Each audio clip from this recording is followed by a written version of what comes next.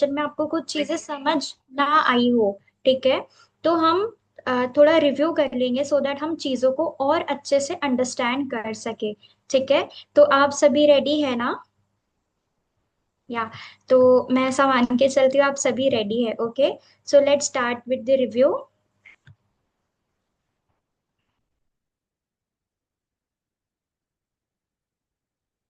ठीक है, I hope आप सभी को स्क्रीन दिख रहा है, पीपीटी दिख रहा है। ओके, ठीक है।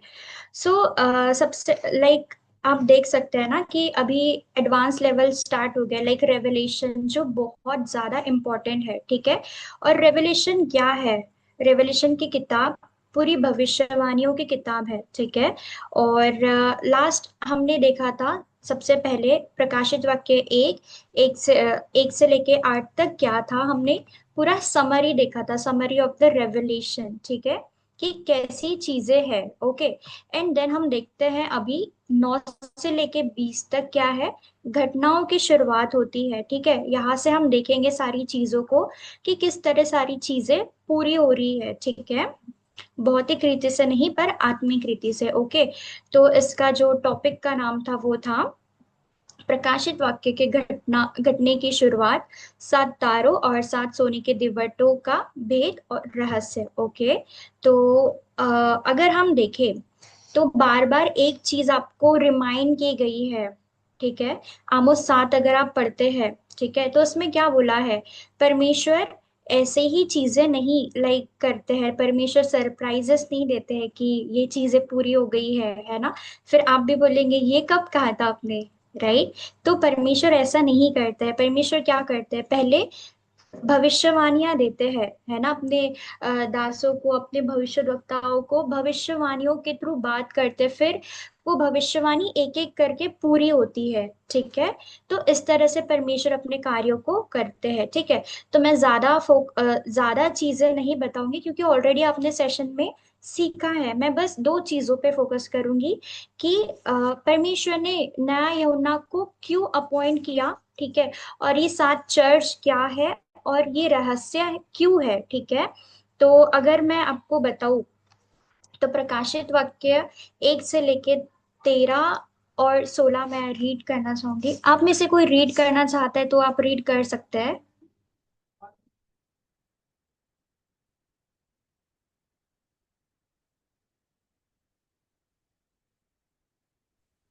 या आप में से कोई रीड करना चाहता है? नमस्ते की मैं करती हूँ। प्रकाशित वाक्य 1 का 13 से 16। और या उन दूतों के बीच में मनुष्य के पुत्र सदृश से एक पुरुष को देखा, जो पांवों तक का वस्त्र पहने हुए, छाती पर सोने का पटुका बांधे हुए था। उसके सिर और बाल श्वेत ऊन वरन पाले के समान उज्जवल थे, और उसकी आंखें आग की तरह ज्वाला के समान थी। उसके पांव उत्तम पीतल के समान थे, जो मानो भट्टी में तपाया गया, और उसके शब्द बहुत जल के शब्द के समान था। वह अपने दाहिने हाथ में 7 तारे लिए हुए था, और उसके मुख से तेज 2 धारी तलवार निकलती थी। उसका मुख ऐसा प्रज्वलित होता था जैसे सूर्य कड़ी धूप के समय चमकता है। आमीन। ओके, अमीन। या thank you so much read करने के लिए। तो हमने यहाँ पे देखा ना कि जैसे वचन कहता है कि और उन दिव्वटों के बीच मनुष्य के पुत्र सदृश एक पुरुष को देखा, जो पांव तक का वस्त्र पहने और छाती पर सोने का पट्टूका बांधे हुए था। तो यहाँ पे हम ये देख रहे हैं ना कि जो यमुना देख रहे हैं तो वो क्या देख पा रहे हैं ना, मनुष्य के पुत्र, मनुष्य के पुत्र के जैसा कोई तो है जो यहाँ पे देख पा रहे हैं। अगर आप देखे यीशु मसीह के टाइम पे जब यीशु मसीह उठा लिए गए थे तो उनका लाइक पहले तो वो मनुष्य के रूप में थे, बट जब वो उठा लिए गए तो उनका जो था रूप वो चेंज हो गया था, क्योंकि जब स्वर्ग में हम शरीर में नहीं जा सकते हैं। ओके, तो जब वो स्वर्ग जा रहे थे तो उनका पूरा रूप चेंज हो गया था। ठीक है, तो हम यहाँ पे ये देख पा रहे हैं कि यीशु मसीह अब कैसे है, अब उनका रूप चेंज हो गया ना, पूरा बदल गया है। लाइक हमने पूरा रीड किया ना 13 से लेके 16 तक, तो वहां पे उनका रूप बहुत तेज था। अगर हम सूर्य को भी देखें तो हम ज्यादा देर तक लाइक ऐसे कंटिन्यूअसली नहीं देख सकते, क्योंकि उसका जो प्रकाश है वो बहुत तेज है। ओके, तो हम नेक्स्ट देखते हैं। हम्म, तो कोई 1 का 17 से 18 भी पढ़ सकता है प्लीज?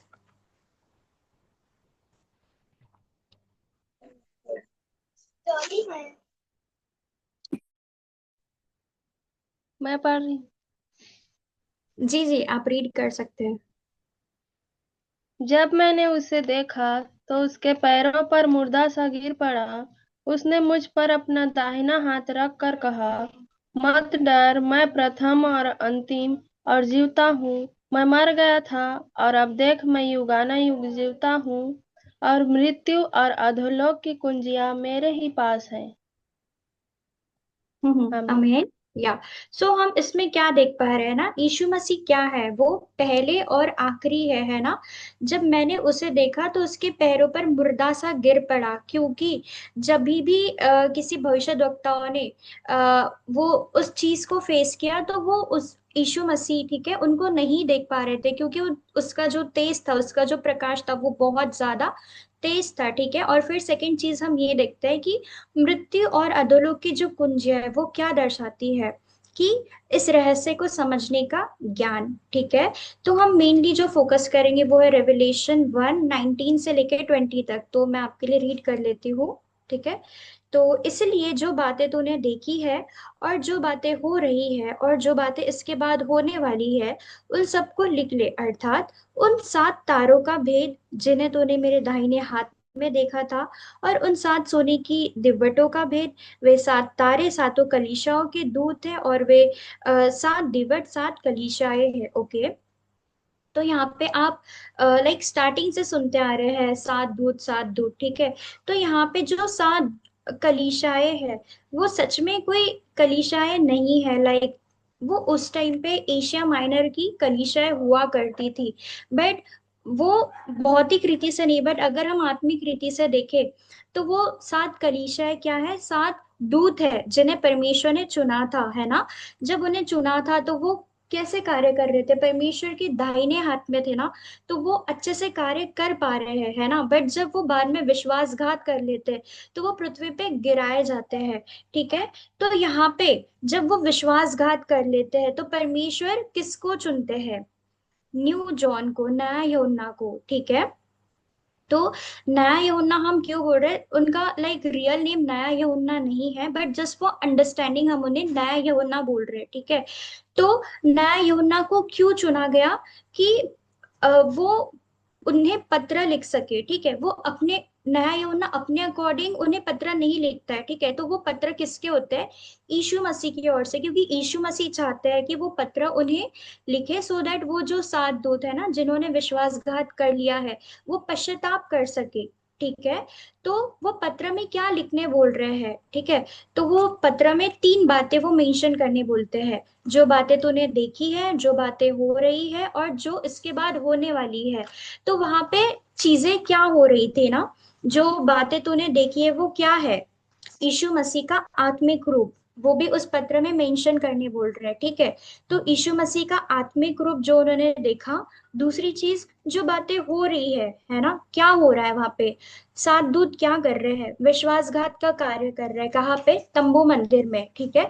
तो यीशु मसीह ने कहा वो भी उस पत्र में मेंशन करो, ओके। एंड देन हम देखते हैं जो इसके बाद होने वाला है, इसके बाद क्या होगा, है ना।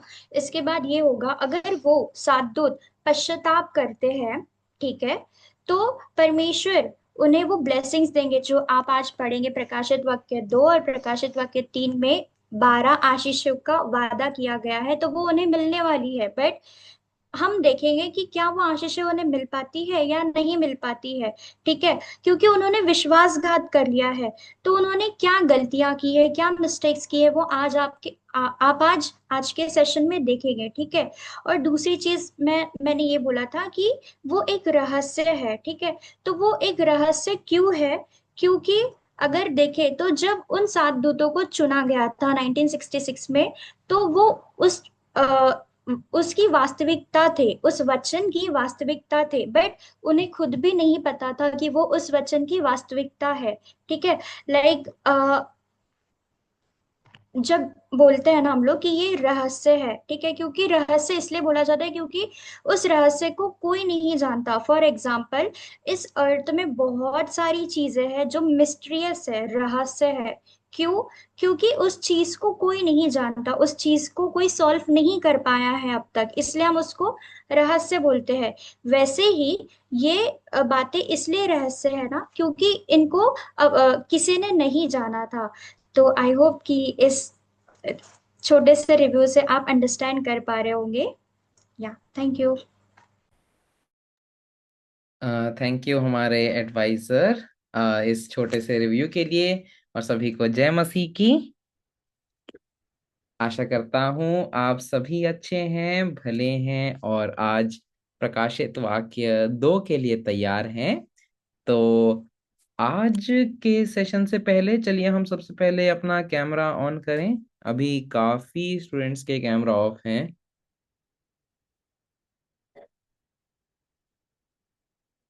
चलिए सभी हम कैमरा ऑन करके अच्छे से बैठें।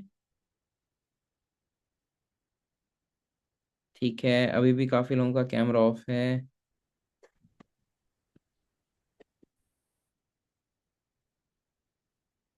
एडवाइजर्स आप चेक करते रहिएगा कि अगर स्टूडेंट्स कैमरा ऑन रख रहे हैं या नहीं। और चलिए फिर आज का सेशन हम लोग एक छोटी सी प्रार्थना के साथ शुरुआत करते हैं। चलिए हम प्रार्थना करें।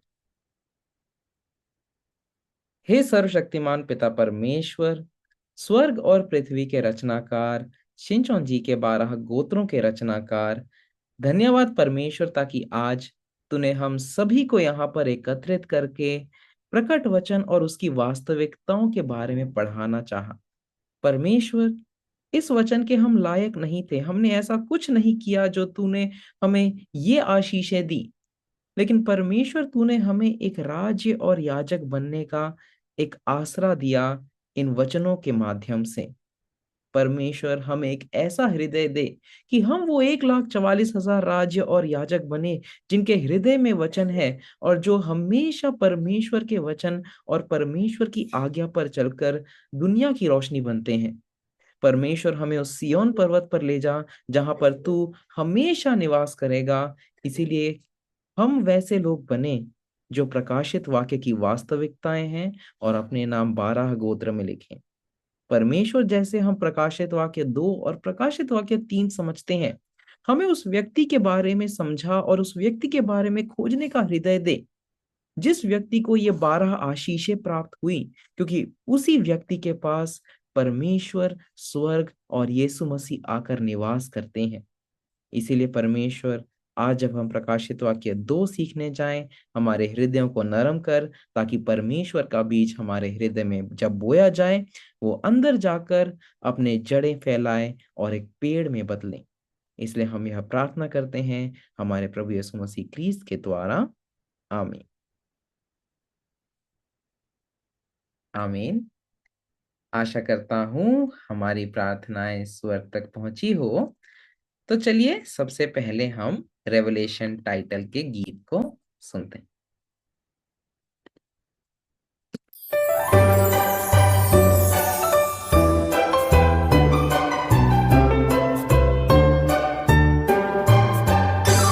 계시록 전장 결론과 시작, 7 교회 사자에게 보낸 편지, 영계 하나님의 보좌와 계열, 7 인으로 봉한 책, 대도한 성청해 달별에 대한 심판, 새 창조된 영적 새 이스라엘, 12 지파, 오늘날 이룬 계시록의 실상이죠.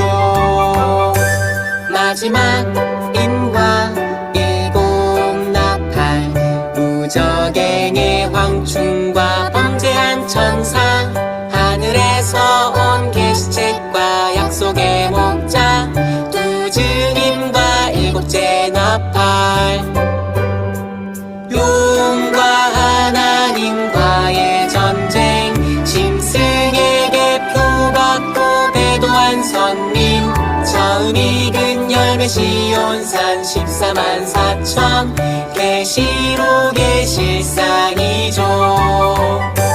만국이 와서 경배할 증거 장막 성전 신노의 7 대접 거짓 목자의 음행의 포도주 그건 선악과를 의미하죠.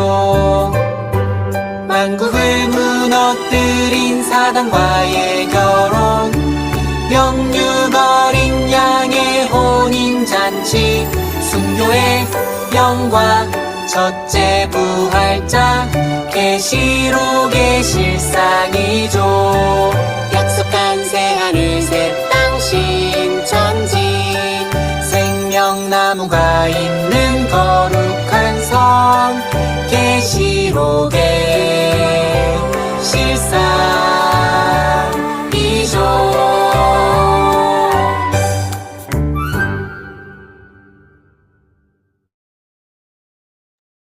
आमीन।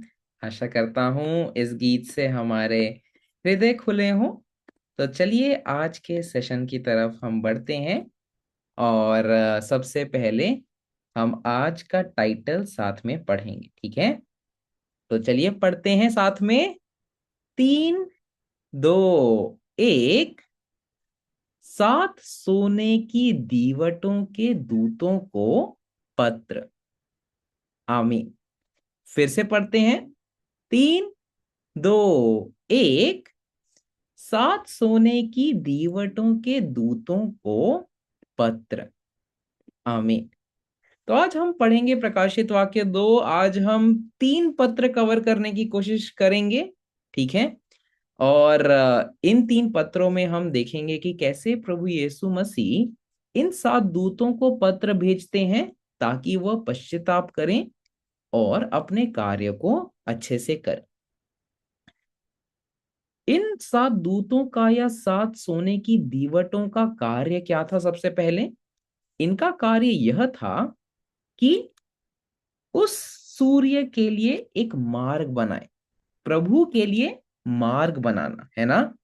यही दीवट का कार्य होता है कि रात के समय रोशनी देना इससे पहले कि सूर्य आए। लेकिन जैसे हम जानते हैं इन 7 दूतों ने अपना कार्य अच्छे से नहीं किया। लेकिन क्या हुआ, कैसे हुआ, इन चीजों को हम गहराइयों में बातें जरूर करेंगे, ठीक है? अभी तक क्या पढ़ा है हमने? अभी तक 1966 में यीशु मसीह ने 7 दूतों को चुना, ठीक है? उन 7 दूतों को चुनकर इन 7 दूतों ने तंबू के मंदिर की शुरुआत की। अब क्योंकि ये यीशु मसीह द्वारा चुने गए 7 दूत हैं, है ना? इन 7 दूतों की स्थान कहाँ था? यीशु मसीह के दाहिने हाथ में। इसीलिए इस स्थान के साथ, इस स्थिति के साथ इन्होंने खूबसूरती से कार्य जरूर किया।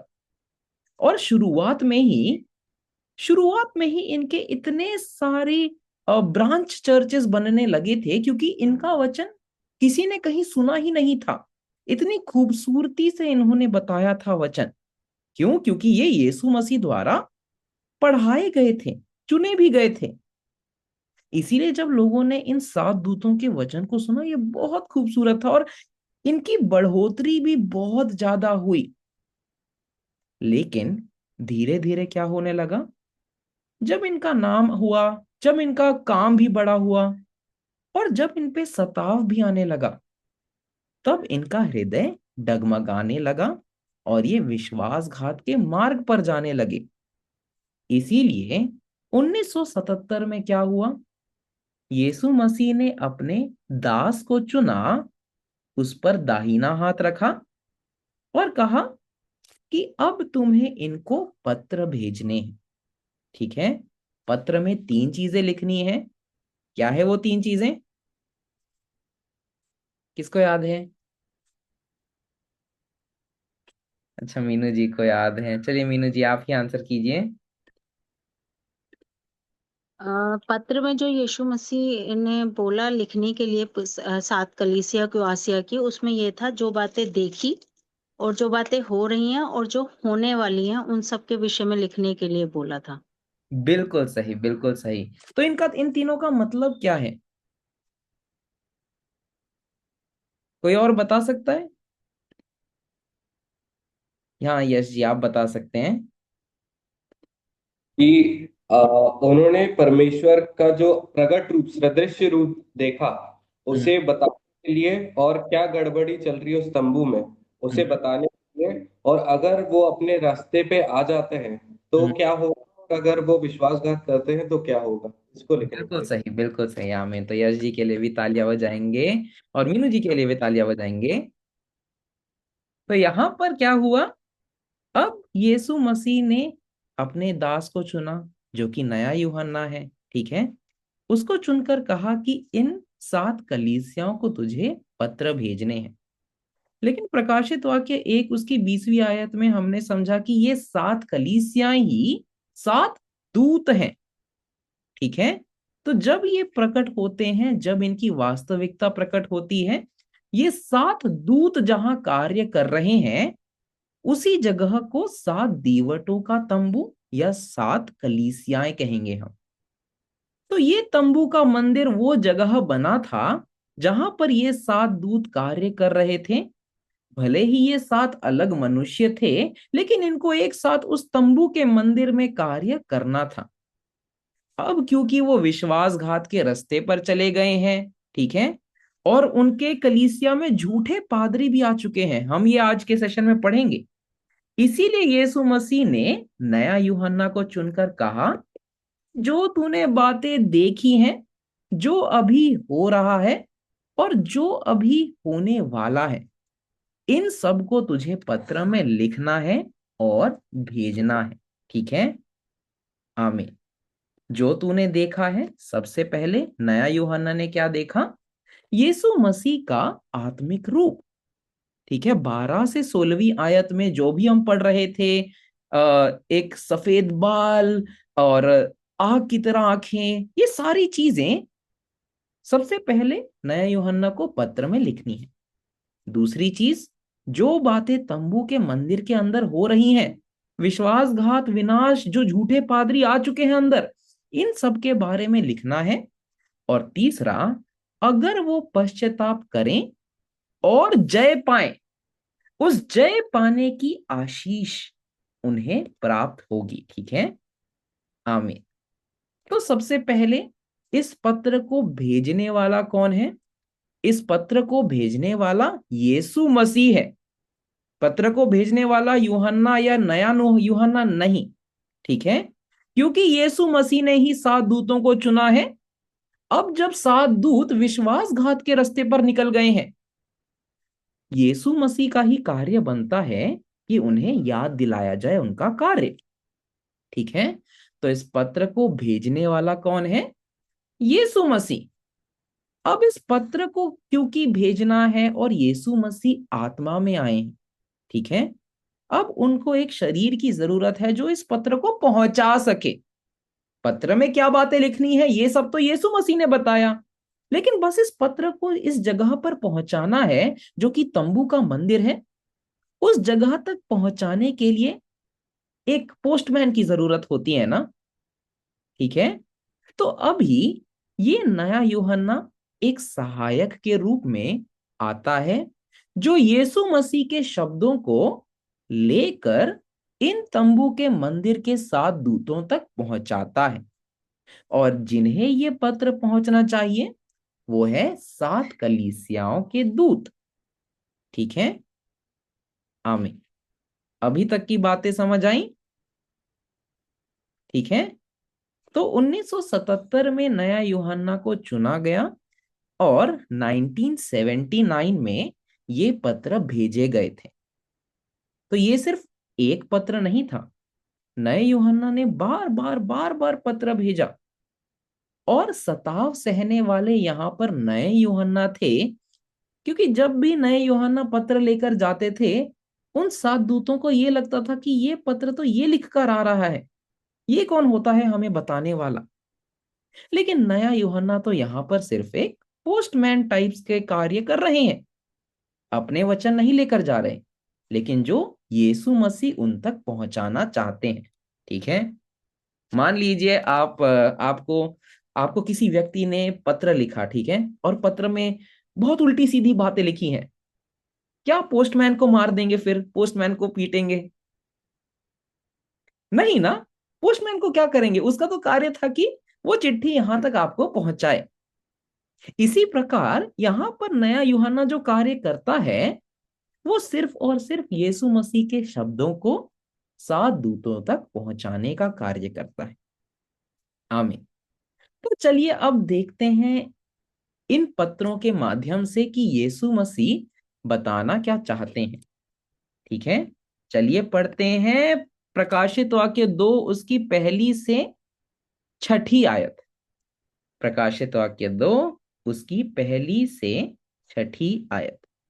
रितेन जी, क्या आप पढ़ सकते हैं?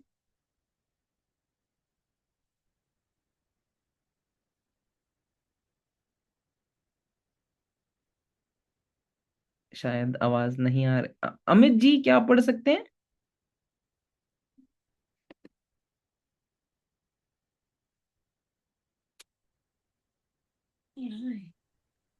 इफिसुस की कलीसिया के दूत को यह लिखा, जो सातों तारों और दाहिने हाथ में लिए हुए हैं और सोने के सातों ड्यूटों के बीच में फिरता है। वह यह कहता है कि मैं तेरा काम और तेरा परिश्रम और तेरा धीरज को जानता हूँ, और यह भी कि तू बुरे लोगों को देख नहीं सकता, और जो अपने आप को प्रेरित कहते हैं और है नहीं, उन्हें तूने परख कर झूठा पाया। तू धीरज धरता है और मेरे नाम के लिए दुख उठाते उठाते थका नहीं। पर मुझे तेरे विरुद्ध यह कहना है कि तूने अपना पहला सा प्रेम छोड़ दिया है। इसलिए स्मरण कर कि तू कहाँ से गिरा है, और मन फिरा और पहले के समान काम कर। यदि तू मन न फिराएगा तो मैं तेरे पास आकर तेरे ड्यूट को उसके स्थान से हटा दूंगा। पर हाँ, तुम में यह बात तो है कि तू निकुलियों के कामों से घृणा करता है, जिससे मैं घृणा करता हूँ। आमीन। आमीन। तो यहाँ पर हम अब पढ़ते हैं, शुरुआत से लिखा है, एफिसस की कलीसिया के स्वर्गदूत को यह लिख, जो सातों तारों अपने दाहिने हाथ में लिए हुए हैं और 7 सोने की दीवटों के बीच में फिरता है, वह यह कहता है। कौन है ये? किसके बारे में है ये?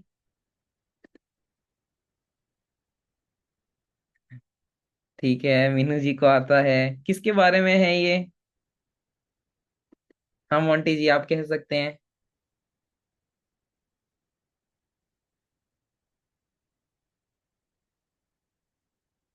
वो आपका माइक माइक।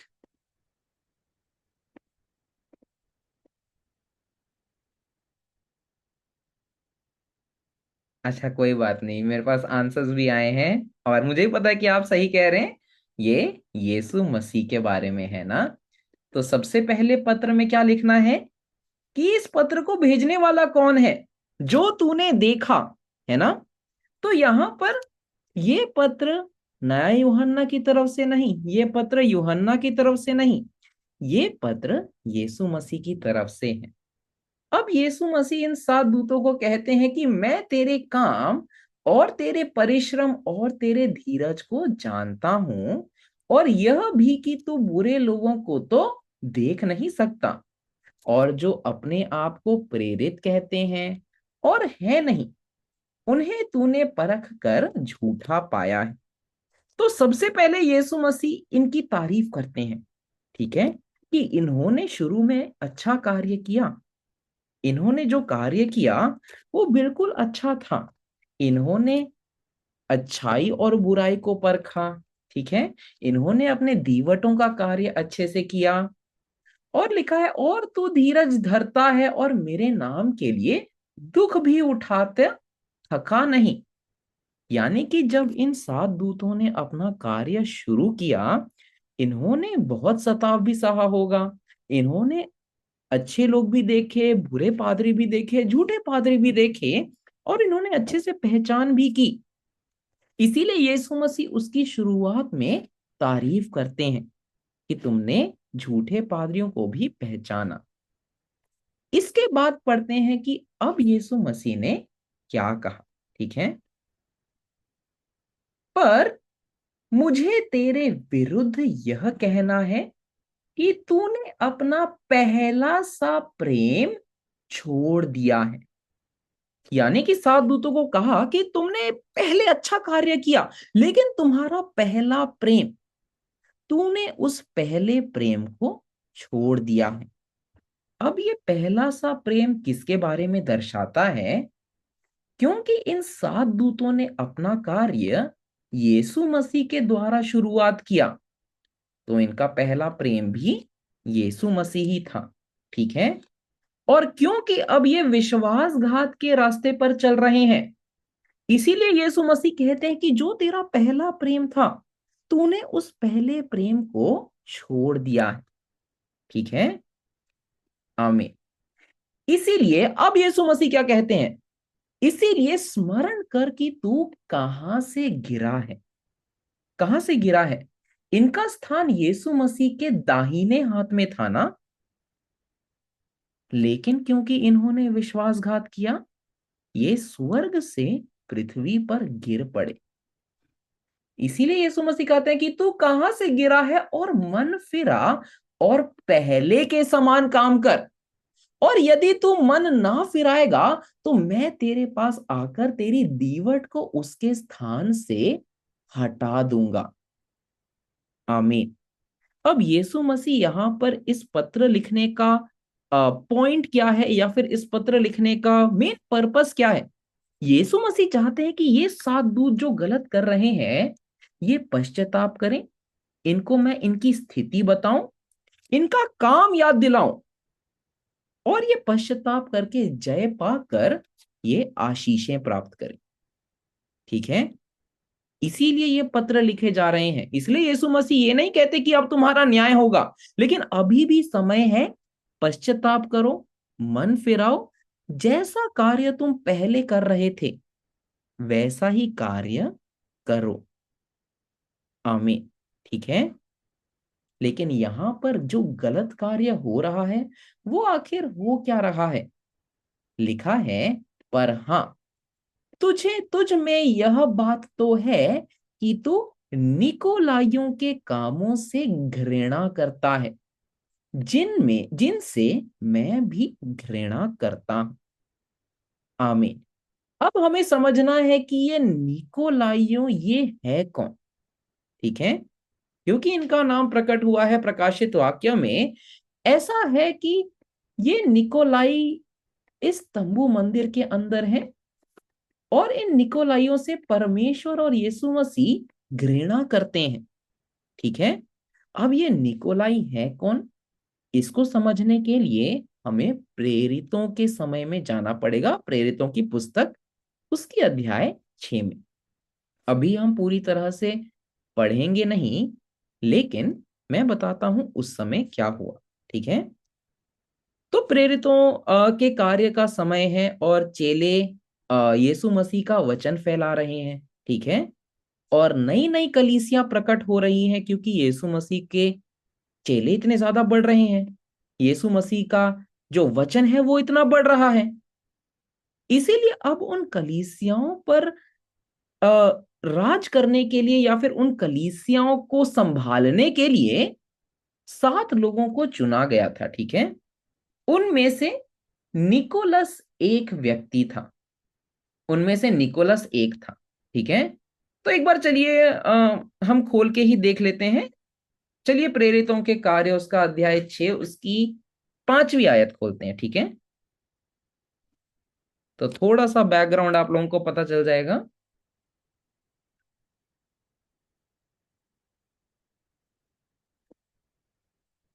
प्रेरितों के कार्य अध्याय 6 उसकी 5वीं आयत। इंद्रबन जी आप पढ़ सकते हैं? जी sir, praise the Lord sir. Praise the Lord. क्या मैं रिपीट करूं? नहीं सर, सुना हमने। यह बात सारी मंडली को अच्छी लगी और उन्होंने स्टीफनुस नामक एक पुरुष को, जो विश्वास विश्वास और पवित्र आत्मा से परिपूर्ण था, फिलिप्पुस और प्र- प्र- प्रखुरूस और निकोरोस और तीमोस और परमिनास और अंताकियावासी निकोलाउस को, जो यहूदी मत में आया था, चुन लिया। आमीन। इतना धन्यवाद सर। पढ़ने के लिए। इतना ही ठीक है। हाँ। तो यहाँ पर हम निकोलस को देखते हैं, निकोलाउस को देखते हैं। ठीक है। और यहाँ पर लिखा है कि इनको चुन लिया गया, यानी कि इनको जो नई कलीसिया बन रही थी उनको लीड करने के लिए इन्हें चुना गया था। तो निकोलस एक व्यक्ति था जो अन्य जाति का था, लेकिन यहूदी धर्म में आया। उस यहूदी धर्म के बाद जब इसको चुना गया तब ये ईसाई धर्म में आया। लेकिन बाद में क्या हुआ, जब ये अपना कलीसिया चला रहा था, इसने अपना अलग संप्रदाय बना लिया था। ठीक है। इसीलिए निकोलस का यहाँ पर भी मेंशन है, क्योंकि उस निकोलस ने भी गलत कार्य किए थे चुनने के बाद। ठीक है। इसीलिए जब प्रकाशित वाक्य भी पूरा होता है, इस निकोलस के समान एक ऐसा व्यक्ति तंबू के मंदिर में आता है, जो एक विश्वासी के रूप में जरूर आता है, लेकिन विश्वासी के रूप में आने के बाद भी वो दुनिया की शिक्षाएं पढ़ाने लगता है, झूठी शिक्षाएं पढ़ाने लगता है, अपनी टिप्पणियां पढ़ाने लगता है और अपना अलग संप्रदाय बना लेता है तंबू के मंदिर में। ठीक है। इसीलिए यहां पर निकोलस कौन है?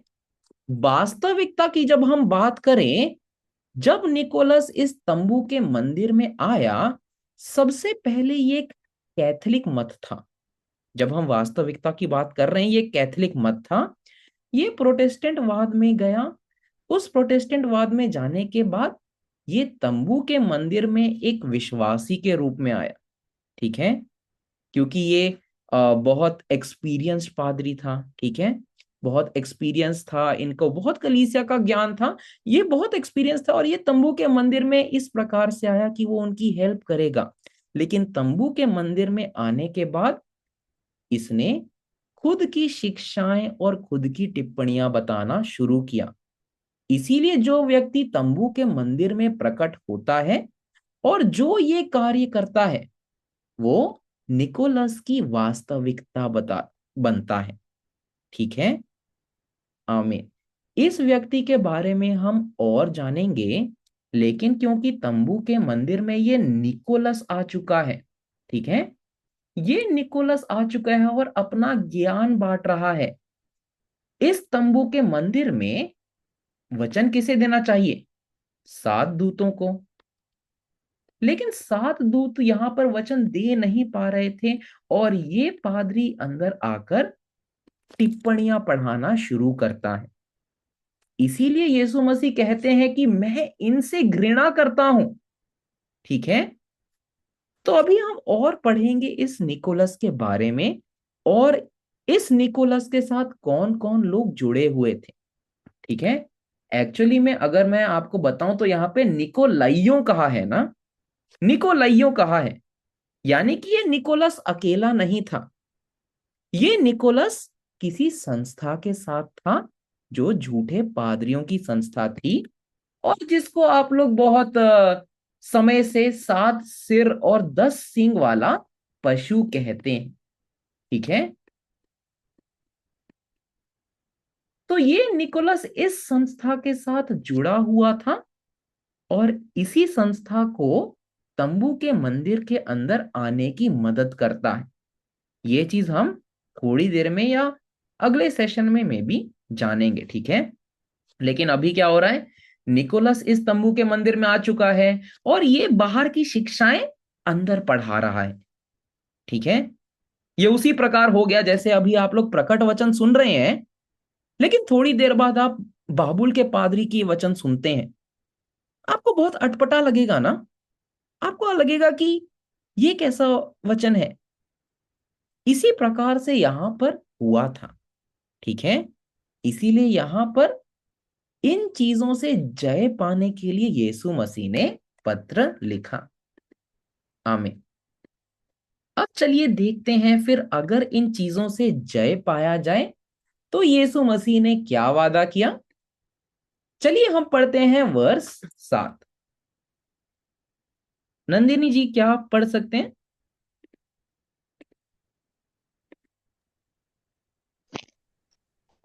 हाँ सर, जय मसीह की। जय मसीह की। इसी में से पढ़ूं? हाँ जी, हाँ जी, आप पढ़ सकते हैं। प्रकाशित वाक्य दूसरा अध्याय का 1 से 7।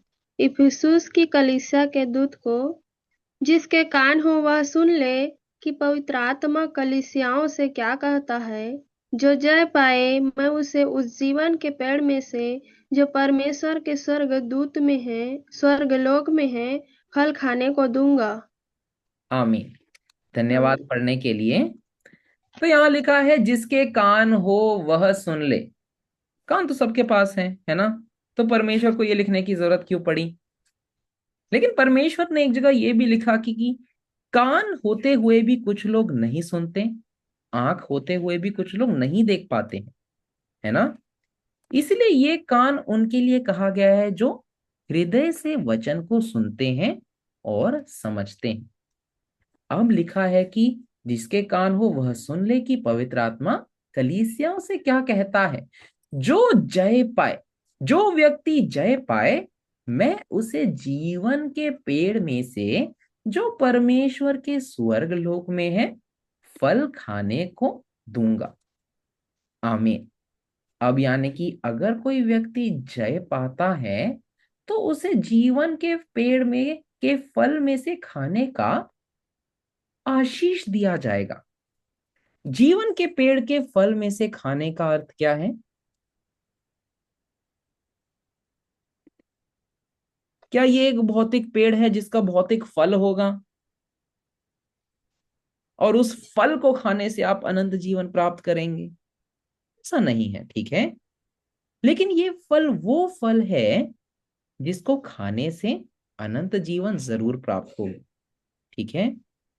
अब ये फल एक व्यक्ति को दिया गया, यानी कि जीवन के पेड़ का रास्ता उस व्यक्ति के माध्यम से खोल दिया गया है। तो अगर आपको और मेरे को जीवन के पेड़ के फल खाने हैं तो उस रास्ते के माध्यम से जाना पड़ेगा ना, जिस व्यक्ति को ये जीवन के पेड़ का फल दिया गया, ठीक है। लेकिन इस जीवन के पेड़ के फल के बारे में एक बहुत इंटरेस्टिंग बात, या फिर जब हम शुरुआत आदम के समय से समझते हैं, ये जीवन के पेड़ का जो मार्ग है वो बंद कर दिया गया था। जब आदम ने पाप किया तो परमेश्वर ने क्या कहा कि अब तुम्हारी यहां जगह नहीं है, अब यहां पर निकल जाओ, ठीक है। तुम्हें जीवन के पेड़ के फल को खाने का मौका मिला, लेकिन तुमने भले और बुरे के वृक्ष के फल से खाया, इसीलिए वो जीवन के पेड़ का मार्ग बंद कर दिया गया था। लेकिन उस समय के बाद अब एक ऐसा व्यक्ति प्रकट होता है जो जीवन के पेड़ के फल में से खाता है, यानी कि अनंत जीवन का रास्ता फिर से खोला गया। किसके माध्यम से? वह व्यक्ति जो जय पाता है, ठीक है। आमीन। इसीलिए यह व्यक्ति बहुत जरूरी क्यों है? क्योंकि जो व्यक्ति अनंत जीवन खोजता है उस व्यक्ति को ये जय पाने वाला व्यक्ति को भी खोजना पड़ेगा, क्योंकि वही व्यक्ति वो रास्ता बनता है जो हमें भी अनंत जीवन दे सकता है। आमीन। तो ये है पहला पत्र। चलिए अब हम दूसरे पत्र की तरफ बढ़ते हैं जो कि स्मरना के कलीसिया के दूत को दी जाती है। चलिए हम पढ़ते हैं प्रकाशित वाक्य प्रकाशित वाक्य 2 उसका 8 से 10वीं और 11वीं आयत भी पढ़ लेंगे, ठीक है। प्रकाशित वाक्य 2 उसका 8 से 11। मंजना जी क्या आप पढ़ सकते हैं?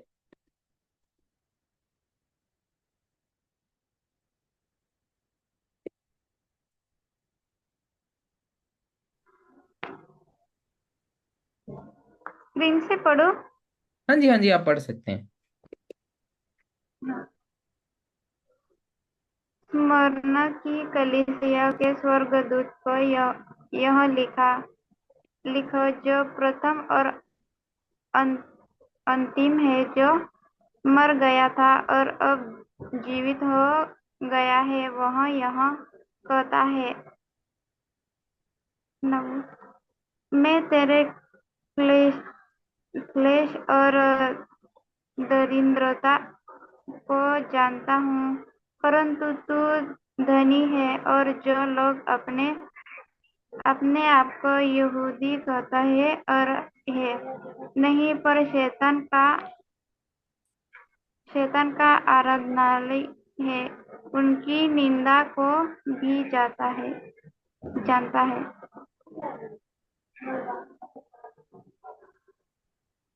10वीं भी पढ़ना है। हाँ जी, हाँ जी, पढ़िए। और इसके बाद एक और है। जो दुख तुझको झेलने होगा, उनसे मत डर, क्योंकि शैतान तुम में से कुछ को जेलखाने में डालने पर है, ताकि तुम परखे जाओ, और तुम्हें 10 दिन तक क्लेश उठाना होगा। प्राण देने तक विश्वास योग्य हो रहो, तो मैं तुझे जीवन का मुकुट दूंगा।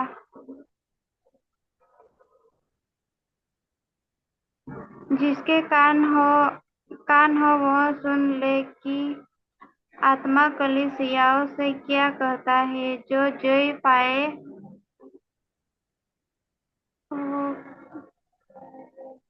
ऊपर रेछे, मुझे दिखाई नहीं दे रहा। ठीक है, उसको दूसरी मृत्यु से हानि ना पहुंचेगी, ठीक है। ठीक है, इतना ही ठीक है, धन्यवाद पढ़ने के लिए। तो यहाँ पर हम स्मरणा की कलीसिया के स्वर्गदूत को यह लिख, जो प्रथम और अंतिम है, जो मर गया था और अब जीवित हो गया है, वह यह कहता है। यहाँ पर ओ अभी तक ड्राइंग है, अच्छा। तो यहाँ पर फिर से हम समझते हैं, ये सारी बातें भेजने वाला यीशु मसीह है, ठीक है। ये सारी बातें भेजने वाला यीशु मसीह है। और यीशु मसीह कहते हैं कि मैं तेरे क्लेश और दरिद्रता को जानता हूं, परंतु तू धनी है। और जो लोग अपने आप को यहूदी कहते हैं और है नहीं, पर शैतान का आराधनालय है, उनकी निंदा को भी जानता हूं। आमीन। अब यहाँ पर जब यहाँ लिखा है कि जो लोग अपने आप को यहूदी कहते हैं लेकिन वो है नहीं, वो क्या है? शैतान का आराधनालय। ये बातें उन झूठे पादरियों को कहते हुए कही हैं, जो झूठे पादरी इस तंबू के मंदिर में आकर स्वयं को सच्चे पादरी बता रहे हैं और कह रहे हैं कि हम ऐसे पादरी हैं जिसके पास बहुत ज्ञान है, बहुत एक्सपीरियंस है, ठीक है। हमने अभी निकोलस को देखा ना, वो पहले कहीं और पादरी था, उसके बाद कहीं और पादरी बना, उसके बाद वो तंबू के मंदिर में आया। तो अब वो लोगों को ये दर्शा रहे हैं कि वो सच्ची में यहूदी हैं, लेकिन वो है नहीं, ठीक है। अब एग्जाम्पल के रूप में अगर आप समझे, अगर कोई जितना भी बड़ा पादरी हो, ठीक है, वो आकर कहे कि मैं तो इतना बड़ा पादरी हूं, लेकिन क्या उसके पास सही में प्रकट वचन होगा?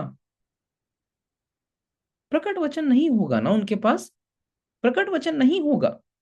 इसलिए दुनिया की चीजें या दुनिया का एक्सपीरियंस ये नहीं बताता कि किसी के पास प्रकट वचन हो या नहीं, या मनुष्य के खुद के मुंह से कहने से जब तक वो वचन को ग्रहण नहीं करता तब तक वो सच्चा यहूदी नहीं बन सकता। ठीक है, लेकिन यहां पर जो निकोलाई हैं वो तंबू के मंदिर में आकर क्या कह रहे हैं कि हम तो सत्य में यहूदी हैं, परंतु वो शैतान का आराधनालय है।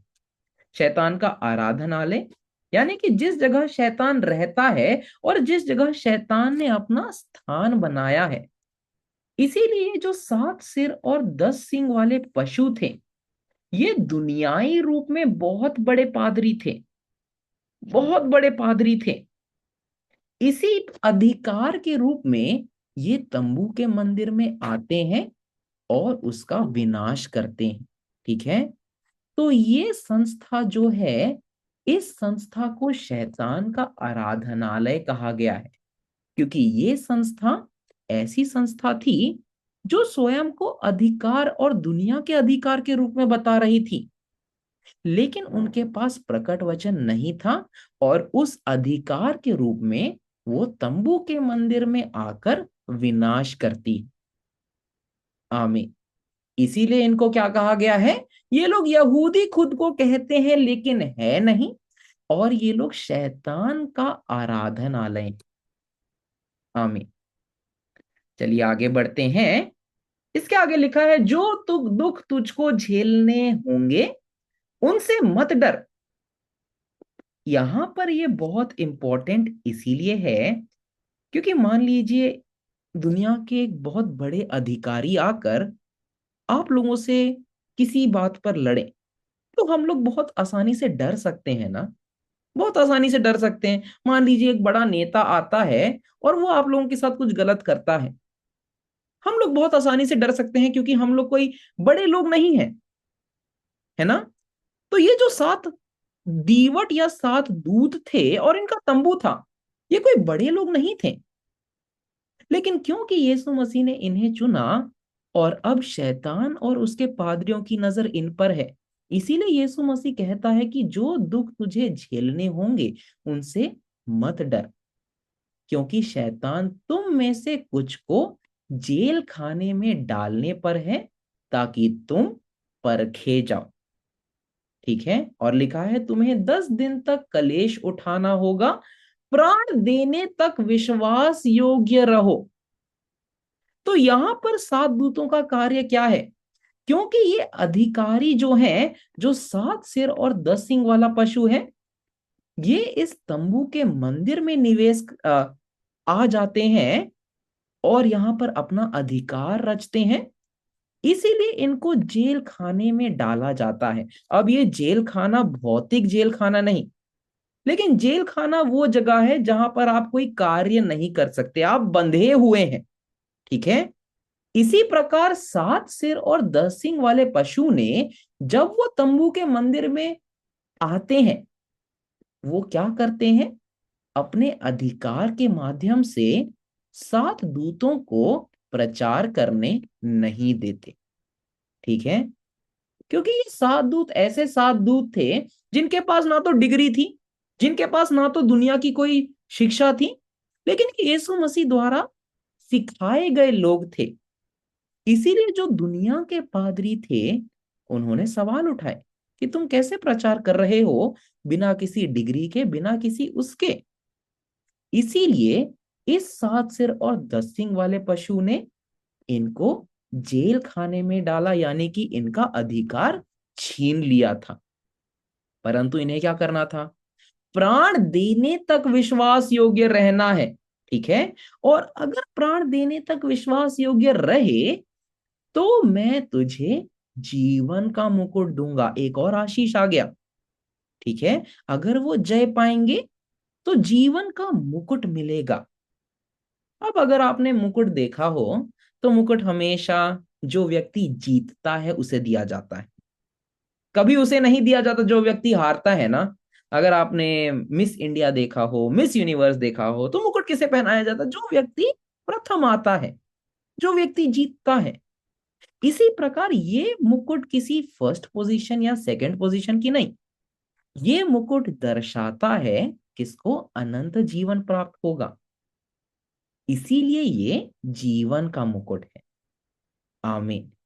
यानी कि जिस व्यक्ति पर ये जीवन का मुकुट होगा उससे हम पहचान पाएंगे ना कि किस व्यक्ति के पास अनंत जीवन है।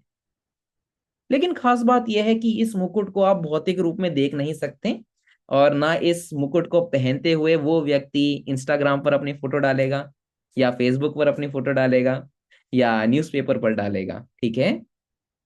लेकिन ये मुकुट उस व्यक्ति के पास जाएगी जो शैतान के समूह से लड़कर जय पाता है। आमीन। तो चलिए अब एक और आशीष पर चलते हैं जो कि 11वीं आयत में है, ठीक है। 11वीं आयत में लिखा है, जिसके कान हो वह सुन ले कि आत्मा कलीसियाओं से क्या कहता है। जो जय पाए उसको दूसरी मृत्यु से हानि ना पहुंचे। आमीन। अरे ये दूसरी मृत्यु क्या है? हमने तो सिर्फ एक ही मृत्यु सुना है ना। हमने तो एक जीवन और एक मृत्यु सुना है, लेकिन दूसरा मृत्यु क्या है? ये दूसरा मृत्यु आत्मा के न्याय के बारे में बताता है और आत्मिक मृत्यु के बारे में। इसीलिए जब प्रकाशित वाक्य 20 हम लोग पढ़ेंगे, उसकी 12 से 14वीं आयत हम लोग देखेंगे, तो उस समय दिखेगा कि एक दूसरी मृत्यु भी है जो कि शारीरिक मृत्यु नहीं, लेकिन आत्मा के न्याय को दर्शाता है, ठीक है। तो उस समय दो लोग होंगे, एक जिनका न्याय होगा, जिनकी आत्मा को नरक में भेजा जाएगा, और जिनकी आत्मिक मृत्यु या दूसरी मृत्यु होगी। लेकिन जिनकी आत्मिक मृत्यु या दूसरी मौत से जिनको हानि नहीं आएगा, उनका नाम जीवन की पुस्तक में लिखा जाएगा। जीवन की पुस्तक के बारे में हम अगले सेशन में पढ़ेंगे, क्योंकि प्रकाशित वाक्य 3 में ही है वो, ठीक है। इसलिए हम अगले सेशन में इसको जरूर कवर करें। तो ये है दूसरा पत्र। अब तीसरा पत्र जरूर है। एक बार मैं देखता हूं, क्या आप लोग 10 मिनट और पढ़ सकते हैं? पढ़ सकते हैं? हिम्मत है? ठीक है, हिम्मत है ना। चलिए हम पढ़ते हैं फिर प्रकाशित वाक्य 2 उसकी 12 से 17वीं आयत। ये आखिरी पत्र पढ़ेंगे हम लोग, फिर हम लोग बाकी अगले सेशन में करेंगे। प्रकाशित वाक्य 2 उसकी 12 से 17वीं आयत। और हमारे लिए पूनम जी आप पढ़ सकते हैं?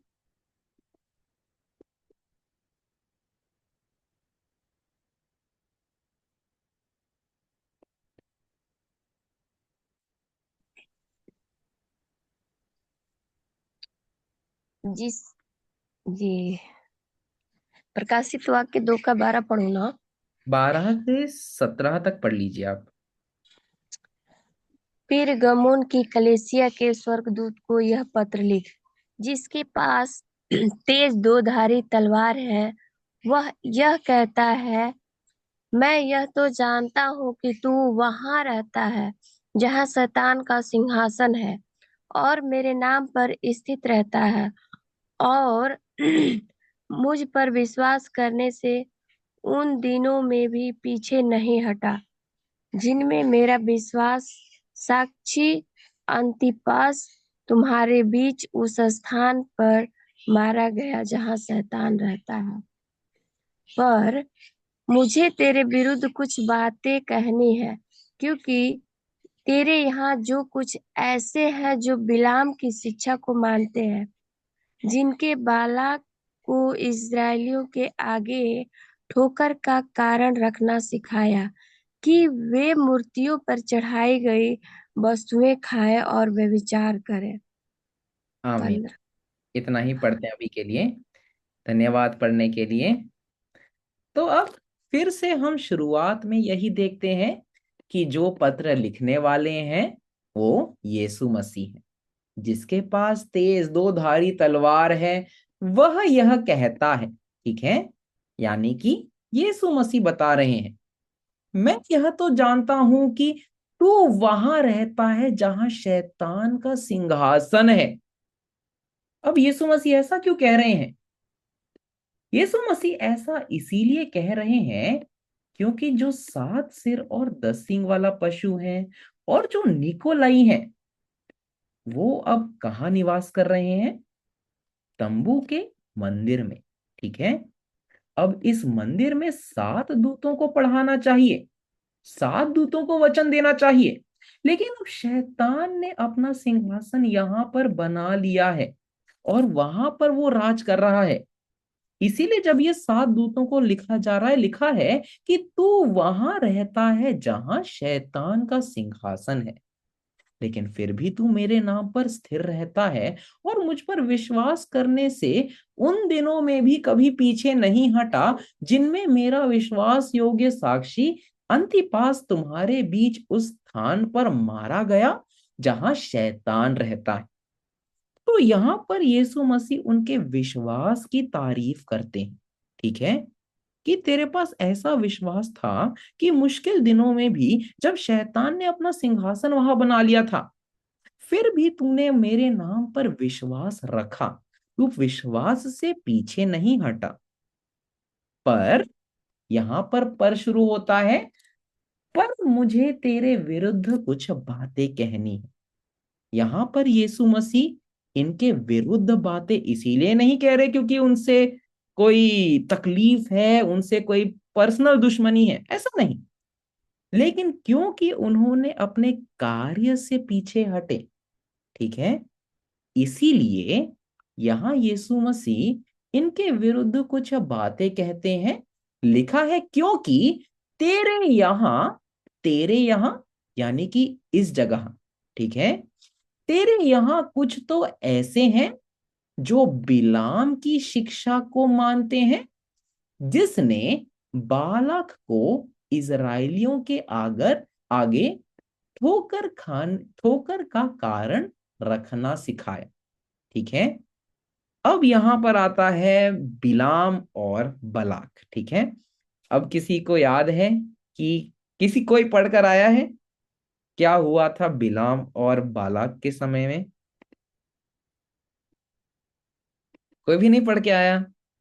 मैंने बोला था ना एक बार पढ़ के आइए।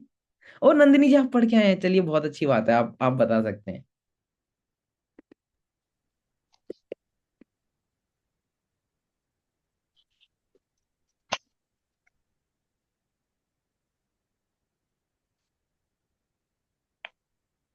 बताना। हाँ जी हाँ जी, आप बताइए। बालाक राजा था हाँ। और बिलाम भविष्यवक्ता था जिसे परमेश्वर बातचीत करते थे। हम्म। बालाक जब इस्राएली लोगों को देखता है कि इन लोग परमेश्वर की ओर से हर युद्ध जीतते हैं, तो बिलाम डर जाता है और व्याकुल हो जाता है। तब हम्म। वो अपने दलों को भेजकर बिलाम के पास दूत भेजकर उनसे कहला भेजता है, पत्र लिखता है हम्म। कि यदि तू कहे तो उनको मतलब उनको श्राप देगा तो उन लोग युद्ध हार जाएंगे और हम जयवंत हो जाएंगे कहकर। तो हम्म। उनको सोना चांदी देकर अपने दल को लेकर वो बिलाम के पास भेजता है कि यदि तू कहे तो उनको श्राप लग जाएगा तो उन लोग युद्ध हार जाएंगे और हम लोग जयवंत हो जाएंगे कहकर। हम्म। लेकिन बिलाम कहता है कि वो अपने दलों को भेजे रहता है, तो बिलाम कहता है कि मैं परमेश्वर से पहले पूछ लेता हूँ कि वो मुझे क्या आज्ञा देता है, फिर मैं वैसा ही करूंगा कहकर।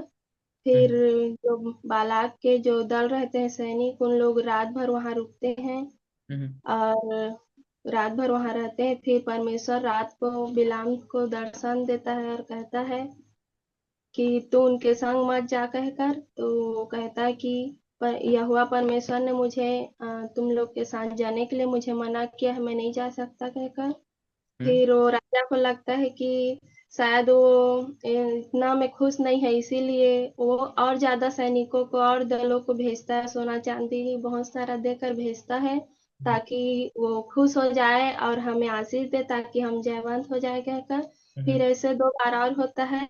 फिर भी वो जब परमेश्वर उसे दर्शन देता है तो वो कहता है कि परमेश्वर ने मुझे मना किया है, मैं नहीं जा सकता, चाहे तुम पूरा सोना चांदी लाकर मुझे दे दो फिर भी नहीं जाऊंगा। लेकिन उसके अंदर में लालच धीरे धीरे आते रहता है, उसको अंदर लालच आ जाता है।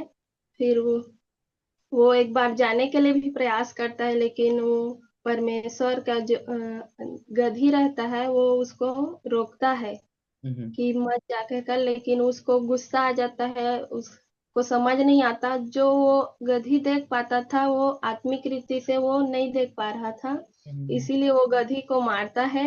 तब एक बार परमेश्वर उस गधी को बोलने का सामर्थ्य दे देता है। फिर वो गधी बोलती है कि अ, तुम मुझे इतना क्यों मार रहे हो कहकर 3 बार जब उसे मारता है तो परमेश्वर स्वर्गदूत उसके मुंह को खोल देता है, तो वो बोलने लगती है।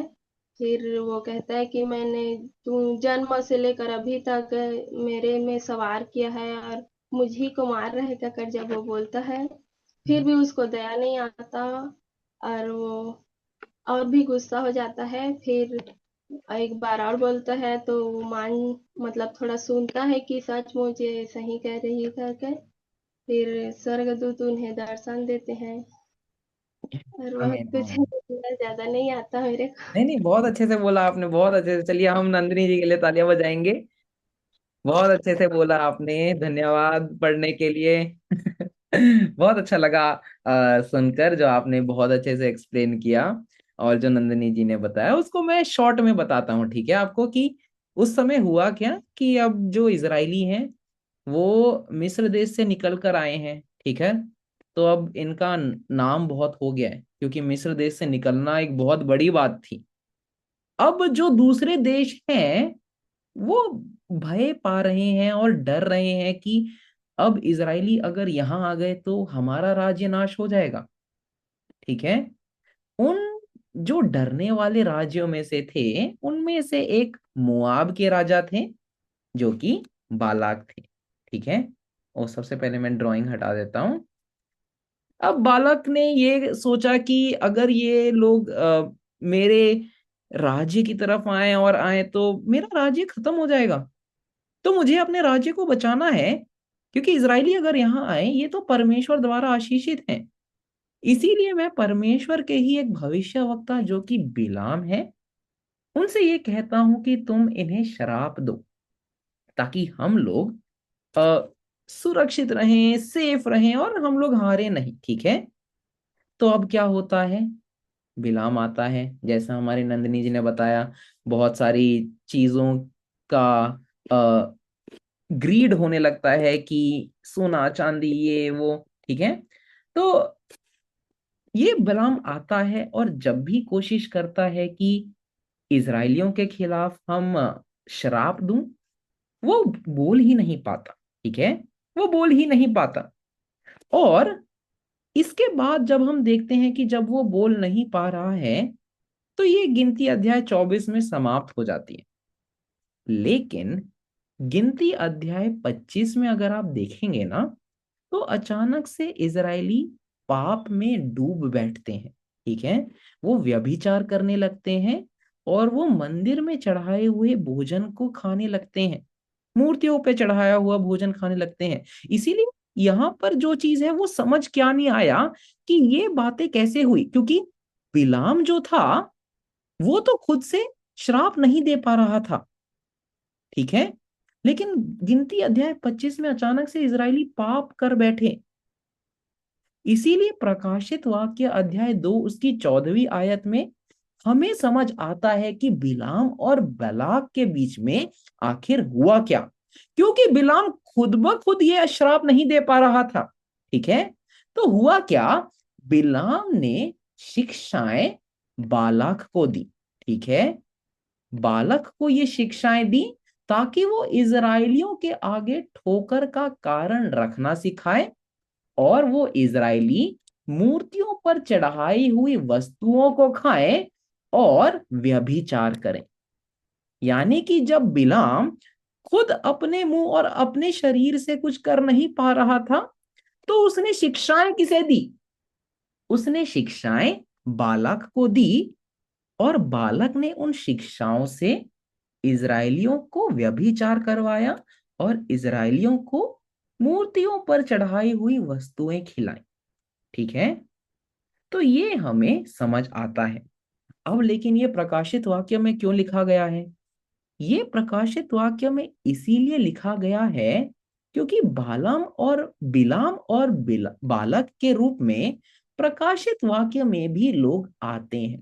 ठीक है, तो यहाँ पर प्रकाशित वाक्य में एक ऐसा व्यक्ति तंबू के मंदिर में आता है जो इस तरह लगता है कि वो तंबू के मंदिर की मदद करेगा। ठीक है, अभी जिसके बारे में हमने पढ़ा ना, जो निकोलस था, जो बहुत बड़ा पादरी था, जो पहले कैथोलिक पादरी था, उसके बाद प्रोटेस्टेंट पादरी बना और उसके बाद वो तंबू के मंदिर में आता है। वो इस प्रकार तंबू के मंदिर में आया कि वो परमेश्वर का कार्य करेगा तंबू के मंदिर में आके। लेकिन वो क्या कार्य करता है? वो 7 सिर और 10 सींग वाले पशुओं को यहां अंदर लाने में मदद करता है। ठीक है, तो ये 10 सींग और 7 सिर और 10 सींग वाले पशुओं का जो राजा है वो बालाक है। ठीक है, तो क्योंकि यहां पर खुद ये व्यक्ति इनको शराब नहीं दे पा रहा था, इसीलिए इन्होंने इस व्यक्ति ने, जो कि बिलाम है, जो कि निकोलस है, इस व्यक्ति ने किसको बुलाया? बालक को शिक्षाएं दी, जो कि 7 सिर और 10 सींग वाले पशुओं का राजा है। ठीक है, जो कि मुख्य पादरी है। अब उस बालक को शिक्षा देकर उस शिक्षाओं के साथ ये अंदर आएंगे। ठीक है, आमीन। इसीलिए बिलाम और बालक, इनकी वास्तविकताएं प्रकाशित वाक्य में भी प्रकट होती हैं। इसीलिए इनका नाम इस्तेमाल हुआ है, क्योंकि ऐसी ही स्थिति इतिहास में भी हुई थी। आमीन। तो चलिए आगे बढ़ते हैं अब, क्योंकि समय बहुत कम है। तो हाँ, यहाँ पर हमने बिलाम और बालाक के बारे में जाना कि कैसे इन्होंने इजरायलियों को, जो कि परमेश्वर के चुने हुए थे, उनको पाप करवाया। तो अब यहाँ लिखा है कि जो व्यक्ति वैसे ही तेरे यहाँ कुछ तो मेरे पास ना समय बहुत कम है और मेरे को लग रहा है कि ये लिंक खत्म हो जाएगा।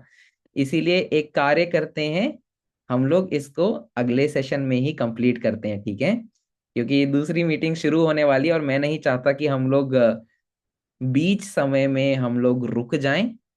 इसीलिए हम लोग इसको अगले सेशन में कवर करते हैं। लेकिन आशा करता हूं कि आप लोग जो मेन पॉइंट्स हैं उसको समझ पाए हों। हो सके इसको एक और बार रिवाइज करें, देखें कि कहाँ क्या समझ नहीं आ रहा। ठीक है, सिचुएशन कैसी है तंबू के मंदिर के अंदर, ये 7 सिर और 10 सींग वाले पशु क्या कर रहे हैं, ये सारी बातें समझना बहुत जरूरी है। ठीक है, क्योंकि अभी हम लोग विश्वासघात समझ रहे हैं, इसके बाद हम लोग इनका विनाश समझेंगे, उसके बाद उद्धार। आमीन। तो आशा करता हूं आज के सेशन से हम लोग काफी कुछ सीख पाए, और वेंसडे हम लोग कोशिश करेंगे कि प्रकाशित वाक्य 2 पूरा हो और प्रकाशित वाक्य 3 के कुछ पत्र पूरे हो जाएं।